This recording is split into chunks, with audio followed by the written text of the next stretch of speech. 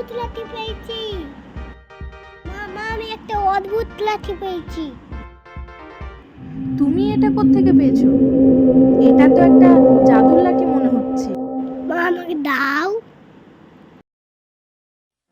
মা আমি এটাকে গোল গোল ঘোরাবো।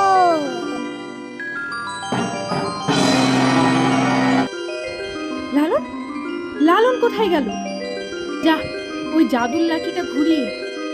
এবার কি হবে? আমি তো জঙ্গলে ছুড়ে দিই।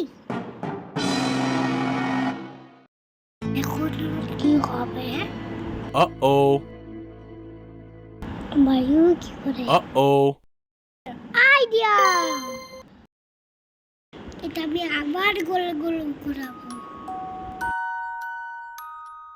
তারা!